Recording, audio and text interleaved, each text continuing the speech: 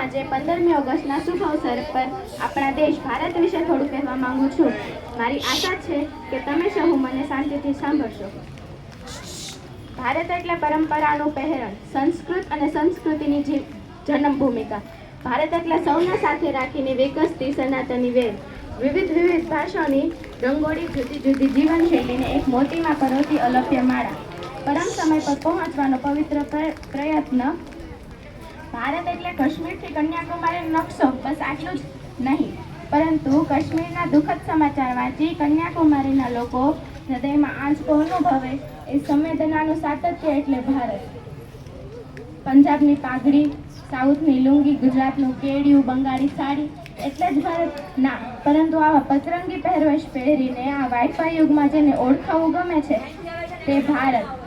તિરંગાના 3 રંગો એટલે ભારત ના, પરંતુ એ તિરંગો ફરકાવવા માટે હસતા મોઢે ફાંસીએ ચડેલા ક્રાંતિવીરોનું પુણ્ય સ્મરણ એટલે ભારત.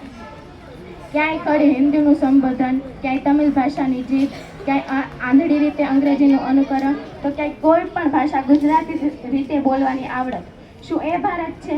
જી નહીં, પરંતુ ભારતની બોલાતી થોકબંધ ભાષાઓ જ્યારે મૌન થઈ જાય તેમ છતાં જે શેષ રહે તે વિશેષ ભારત.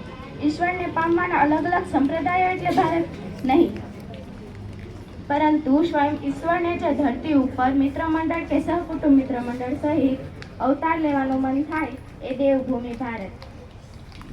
મહારાણા પ્રતાપનું શૌર્ય, શિવાજીની વીરતા, ભગતસિંહ કે વીર સાવરકરની ખુમારી એટલે જ ભારત ના, પરંતુ આવા તો સેંકડો નરભૂંગોના નામ માત્રથી અનુભવાતું ગૌરવ એટલે ગૌરવાન્વિત ભારત.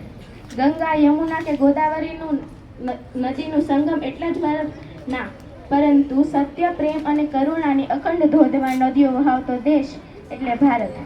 ભારત એટલે સત્ય અને અહિંસા જ નહીં, પરંતુ અહિંસાનું સત્ય, જે દુભાયેલાઓને દિલમાં સ્થાન આપે, પીડિતોને પ્રેમથી આવકારે અને આંગણે આવેલા પ્રત્યેકને મહેમાન ગણીને વધાવે. તાજનગર બનાવીને તેના કારીગરોના હાથ કાપી નાખવામાં આવે તે ભારત નહીં, પરંતુ પત્નીના પવિત્ર પ્રેમ ખાતર દરિયામાં સેતુઓનું નિર્માણ કરે કે મોરબીમાં મણિમહેલ સર્જે તે ભારત. ચતુરંગના નામે 6ઠ્ઠી સદીથી રમાતી ચેસ એટલે ભારત નહીં, પરંતુ લોહીનું ટીપું વહાવ્યા વગર દિગ્ગજોને રાખ કરી નાખવાનું શાણપણ એટલે ભારત. સદગ્રંથોનું નિર્માણ એ ભારત નથી, પરંતુ માનવ જીવનને ગ્રંથથી મુક્ત કરવાની સદીઓ જૂની મથામણ એ ભારત છે.